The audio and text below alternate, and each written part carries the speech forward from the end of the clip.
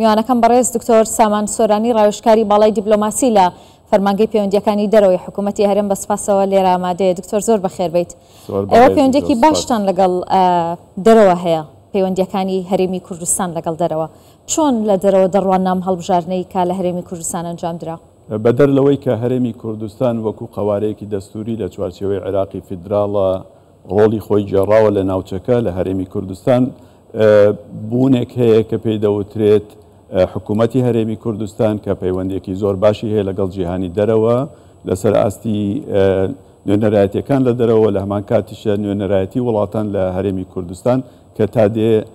بۆ ئایندەش بەرەو ژمارەیان بەرەو زیاتر دەڕوات. کۆمەڵگەی نێودەوڵەتی بە چاوێکی زۆر وردبینیەوە تەماشای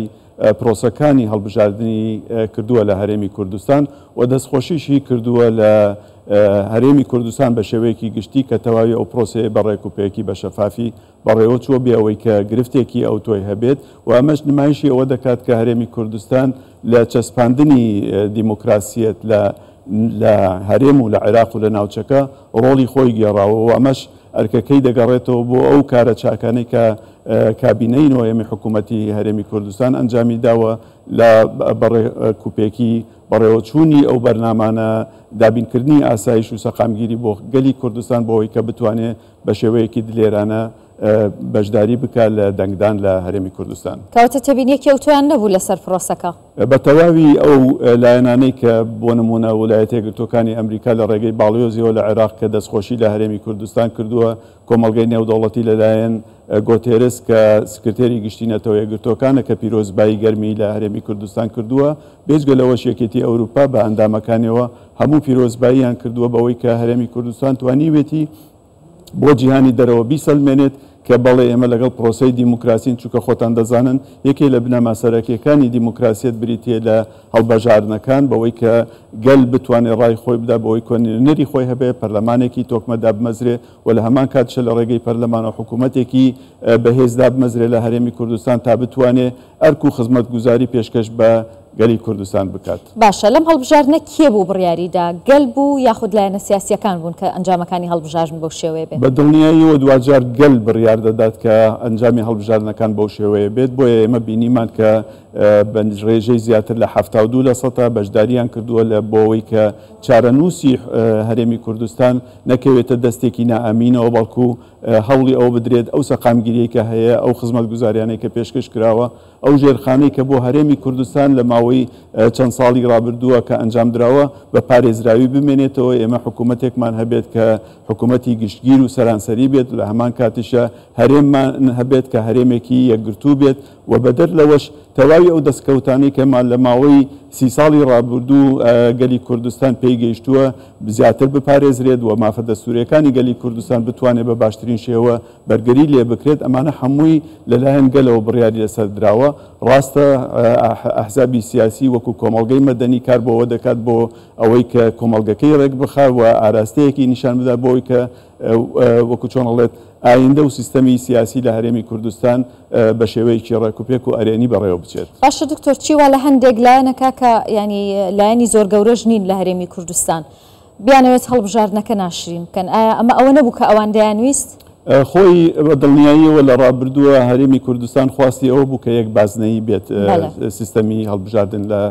هەرێمی کوردستان و لە هەمان کاتیشە کۆتاکان مافی ئەویان هەبێت کە بە پێگەی خۆیان لە ناو پەرلەمانی کوردستانە تەواجودیان هەبێت، بەڵام هەوڵی ئەوە درا کە هەرێمی کوردستان بخرێتە سەر 4 بازنە و کۆتاکانش بەو شێوەیە کە ڕێژەکەیان کەم کرایەوە بۆ 5 کورسی لە پەرلەمانە. لەگەڵ ئەوەشدا ئەو خواست و ویستانەی کە ئەوان لە ڕابردووە بەوەی کە سکاڵا تۆمارکرا لەلایەن دادگای فیدراڵەوە کە بەم شێوەیە کە ئێستا هەیە کۆمیسیۆنی باڵای هەڵبژاردنەکانی عێراق سەرپەرشتی ئەم کارە بکات پاش ئەوەی کە پەرلەمان بەداخەوە سڕ کراوە، پاش ئەوەی کە کۆمیسیۆنی باڵای سربەخۆی هەرێمی کوردستانش لە کار کەوت.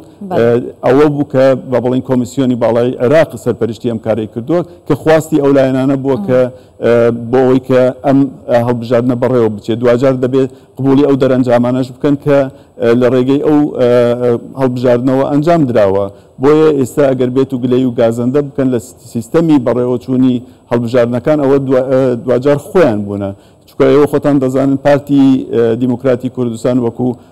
حزبێکی میلیۆنی و سەردەست لە هەرێمی کوردستان ترسی لەوە نەبووە بە چ شێوەیەک هەڵبژاردنەکان بەڕێوە بچێت، بەڵکو لەگەڵەوە بووە کە شێوازی بەڕێوە چوونی هەڵبژاردنەکان لە هەرێمی کوردستان شێوازێکی دیموکراسیانە بێت، دادپەروەرانە بێت، بۆ ئەوەی کە مافی لایەنەکان و پێکهاتەکانش نەخورێت، بۆ ئەوەی پێکەوە ژیانی کە لە هەرێمی کوردستانە پارێزراوتر بمێنێتەوە بۆ مەرجەی کە ئێمە بتوانین ئەم قەوارەیە وەکو قەوارەیەکی دەستوری لە چوارچێوەی عێراقێکی فدراڵە بپارێزین و بتوانین ئایندەسازی بۆ نیشتمان و بۆ گەلەکەمان بکەین. باشە دکتۆریانی هەر 4 ساڵ جارێکیان هەر کاتێکە هەڵبژاردن ئەنجام بدرێت دەکرێت هەندێک لایەن هەوڵ بدەن هەڵبژاردنەکەن یاخود ئەنجامەکانی ناشرین بکەن، دەنگدەر دوای ئەوە تااقەتیەوەیە مێنێ جارێکی دیکە بەشداری لەم پرۆسێ بکە. خۆی ئەوەی ڕاستی بێت ئەو لایەنانەی کە هەوڵی ئەوادەن چ پرۆسەی بەڕێوەچوونی هەڵبژاردنەکان چ پرۆسەی حکومڕانی لە هەرێمی کوردستان ناشرین بکەن مەبەستیان بنیادنان و نیشتیمانسازی نییە. مەبەستیان چییە؟ مەبەستیان ئەوەیە کە وەکو جەنابتان ئاماژەتان پێی کردووە ئەم شێوازە حکومڕانی لە هەرێمی کوردستان هەیە، ئەم جۆرە سیستەمەی کە بەرەو دیموکراسیەتە ڕوا بەرەو چەسپاندنی مافەکانە ڕوا مافی پاراستنی مافی مرۆڤ ڕوا ناشرین بکەن بۆ ئەوەی کە بتوانن لە ناو کۆمەڵگەی نێودەوڵەتیە پێگەی لە پێگەی هەرێمی کوردستان کەم بکەنەوە. لە ڕابردووشا ئەو کارە ئەنجام درراوە، بەداخەوە هەرێمی کوردستان نەیاری هەر هەبووە خۆم نەیارانە هی ئێستا نیە لە ڕابردووشا کە لە سەردەمی ڕژێمی بەعسش هەندێک لەو لایەنانە تەرەفداری لەگەڵ حکوومەتی ڕژێمی بەعس دەتەوێت بڵێ ئەوەی هەندێک لە لایەنەکان ئێستا لە ناوخۆی هەرێمی کوردستانیکەن بەویستی لایەنی دەرەکی دەیکەن؟ بەدڵنیاییەوە هەندێک لایەن هەیە هەمیشە کار بۆ ئەجندەی دەرەکی دەکەن و ئەمە لە عێراقشە دروستە و لە هەرێمی کوردستانشە دروستە، بەڵام بەدڵنیاییەوە گەلی کوردستان لەوە هۆشیارترە کە ئەو دەستانە یاخود ئەو هەوڵانە وا لێ بکەن کە وێنەی هەرێمی کوردستان بشێوێنرێت لە بەردەم کۆمەڵگەی نێودەوڵەتی. بۆیش دەبینن کە کۆمەڵگەی نێودەوڵەتی و ویلایەتە یەکگرتوەکانی ئەمریکا و هاوپەیمانان بە پیرۆزباییان لەم پرۆسەیە کردووە و دەستخۆشییان لە حکوومەتی هەرێم کردووە و خودی حکوومەتی عێراقش پیرۆزبایی لایەنە سیاسەکان لە عێراقشە پیرۆزباییان لە جەنابی سەرۆکی حکوومەت کردو بەوەی کە ئەم پرۆسەی بەڕێکوپێکی بەڕێوە چووە. ئەم هەوڵانە بۆ ناشرینکردنی ئەنجامەکانی هەڵبژاردن کاریگەری دەکاتە سەر پەیوەندیە نێودەوڵەتیەکانی هەرێمی کوردستان؟ بەدڵنیاییەوە بەو شێوەیە نییە کە وا تەسەور دەکرێت، چونکە ئەمانە لە پەراوێزی ئەو کارانەیە کە دەکرێت ئەوەی کە لەسەر گۆڕەپانی سیاسی ئەمڕۆ کارایە خودی کارەکانی حکوومەتی هەرێمی کوردستانە کە نیمایشی کردووە بۆ جیهانی دەرەوە بۆ ناوخۆی هەرێمی کوردستان بۆ ڕازیکردنی گەلی کوردستان بەوەی کە بە بەردەوامی خەریکی ژێرخان تۆکمەکردنی ژێرخانی هەرێمی کوردستانە. ئێوە دەزانن لە ماوەی کابینەی نۆیەمدا چەندین هەزار پرۆژە خرایە بەرباس و دوجار زیاتر لە 1000 پرۆژە جێبەجێ کراو. ئەمە هەمووی بۆ خزمەتی گەلی کوردستانە بەو مەبەستەی کە گەلی کوردستان لە ڕابردووە قوربانیەکی زۆری داوە. ئێستا پێویستی بە ئارامیە، پێویستی بە سەقامگیریە، پێویستی بە پێشکەوتنە بە هەڵکردنە لەگەڵ کۆمەڵگەی نێودەوڵەتی، چکە دوجار گەلی کوردستانش هیچی کەمتر نییە لە نەتەوەکانی ترکە بتوانێت بە ئارامی و بە ئاسوودەیی بژیت. زۆر سپاس دەکەم دکتۆر سامان سۆرانی، ڕاوێژکاری باڵای دیپلۆماسی لە فەرمانگەی پەیوەندیەکانی دەرەوەی حکوومەتی هەرێمی کوردستان. زۆر بەڕێزی، زۆر سپاس.